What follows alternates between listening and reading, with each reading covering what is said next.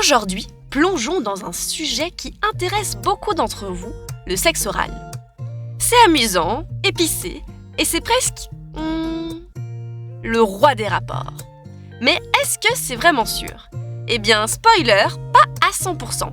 Mais pas de panique, car à la fin de cet épisode, vous saurez tout sur comment pratiquer en toute sécurité le sexe oral tout en maximisant le plaisir. Allez, c'est parti !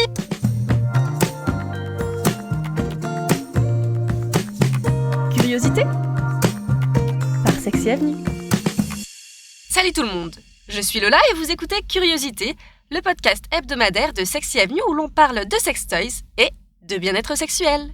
Et aujourd'hui, on parle de sexe oral. Ce sexe plaisant et orgasmique qui fait partie intégrante de la sexualité. Alors tout d'abord, commençons par les bases.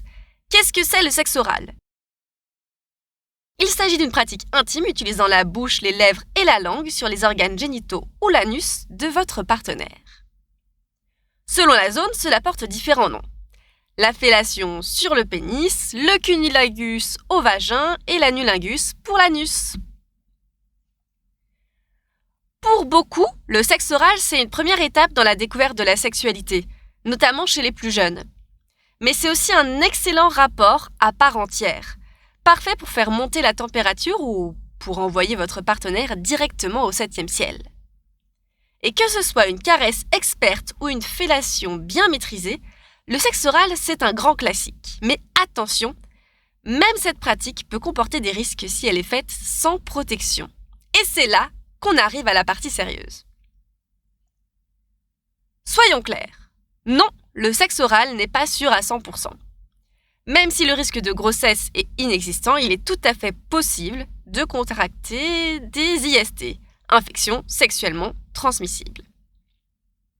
Je vais vous donner une petite liste des principales IST à surveiller. On a tout d'abord la gonorrhée.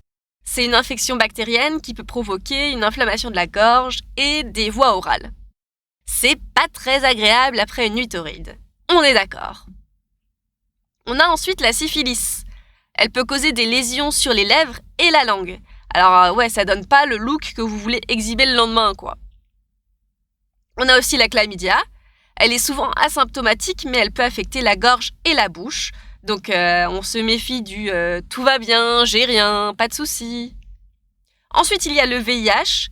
Alors bien qu'il soit quand même moins courant, le risque existe et c'est surtout en cas de contact avec du sperme ou du sang menstruel.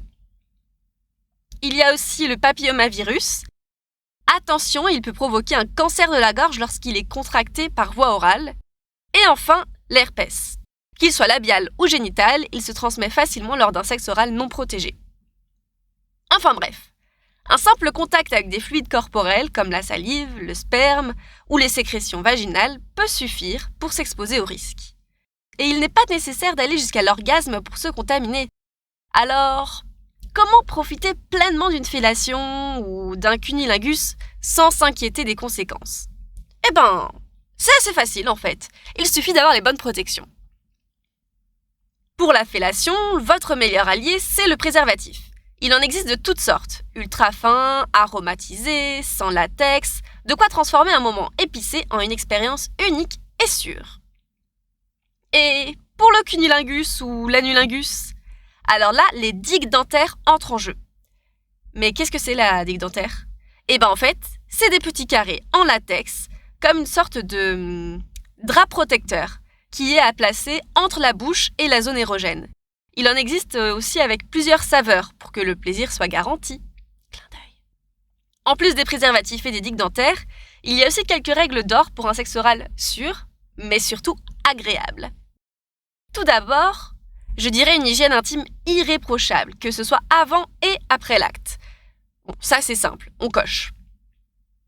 Ensuite, ne partagez jamais vos objets personnels, comme les brosses à dents, les sous-vêtements ou encore les sextoys. Ça aussi, c'est assez facile. Allez, on coche. Enfin, évitez le sexe oral si vous ou votre partenaire avez des aftes, des gencives qui saignent ou des lésions dans la bouche. Ce n'est ni sexy ni sûr. Ok, bon, ça il faut y penser, mais c'est important. Et enfin, dialogue et honnêteté. Parlez de vos expériences passées et faites-vous dépister régulièrement. La prévention, c'est essentiel. Et rappelez-vous, la plupart des infections sexuellement transmissibles se soignent. Les personnes concernées ne sont donc pas des monstres, mais il faut quand même agir avec responsabilité. Alors, profitez de votre sexualité, expérimentez, amusez-vous, mais faites-le avec conscience. La protection est la clé pour un plaisir sans souci. Alors allez-y, léchez, sucez et amusez-vous.